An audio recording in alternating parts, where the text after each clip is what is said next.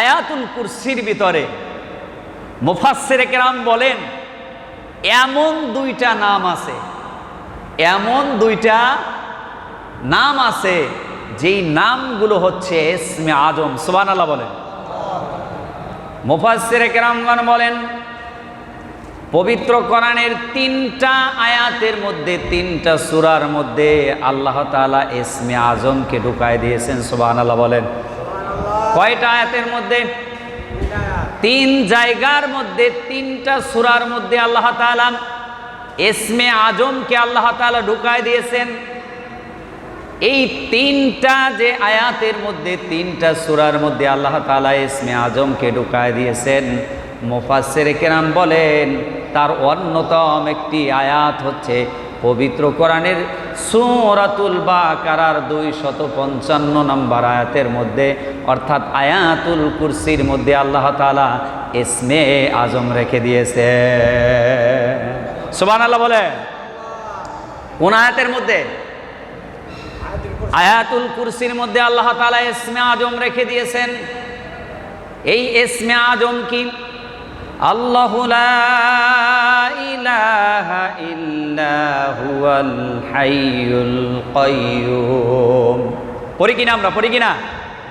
আল্লাহ তাআলা বলেন এই যে আল্লাহু লা ইলাহা ইল্লা হুয়াল হাইয়ুল কাইয়্যুম, এই যে দুইটা শব্দ, এই যে দুইটা নাম আল হাইয়ু আল কাইয়্যুম, অধিকাংশ মুফাসসিরে কেরাম বলছেন আল হাইয়ু এবং আল কাইয়্যুম এই দুইটা নাম হচ্ছে ইসমে আজম। সুবহানাল্লাহ বলে। এই দুইটা নাম কি? ইসমে আজম। আল্লাহ তাআলা এই ইসমে আজমকে পবিত্র কোরআনের সূরাতুল বাকারার 255 নম্বর আয়াতের মধ্যে আয়াতুল কুরসির মধ্যে আল্লাহ তাআলা ঢুকিয়ে দিয়েছেন। অনেক মায়েরা বোনেরা, অনেক দিনই ভাইরা আয়াতুল কুরসি কোরআন শরীফ খুঁজে পায় না। কথা বলেন ঠিক কিনা? আছে না নাই?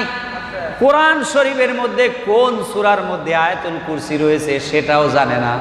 আমি আজকে ওই সকল মা বোনদেরকে, দিনী ভাইদেরকে বলে দিচ্ছি পবিত্র কোরআনের সূরাতুল বাকারার 255 নম্বর আয়াত হলো আয়াতুল কুরসি। সুবহানাল্লাহ বলেন। খুঁজে পেতে সহজ হয়ে যাবে। কথা বলেন ঠিক কিনা? মনে রাখবেন সূরা বাকারা 200 কত নম্বর আয়াত? 55 নম্বর আয়াত। মনে থাকবে? থাকবে না ইনশাআল্লাহ? সূরা বাকারা 255 নম্বর আয়াত খুললেই আয়াতুল কুরসি পেয়ে যাবেন, ইসমে আজম পেয়ে যাবেন। বলেন আল্লাহু আকবার। শুধু তাই নয়, মুফাসসিরে কেরাম বলেন পবিত্র কোরআনের সূরাতুল আলে ইমরানের 2 নম্বর আয়াতের মধ্যেও আল্লাহ তাআলা এই ইসমে আজম আল হাইয়্যু এবং আল কাইয়্যুম নাম দুটোকে রেখে দিয়েছেন। সুবহানাল্লাহ। তাহলে সূরা বাকারায় রয়েছে, সূরা আলে ইমরানের মধ্যে রয়েছে, আবার সূরা তাহার 111 নম্বর আয়াতের মধ্যে রয়েছে। সুবহানাল্লাহ বলেন।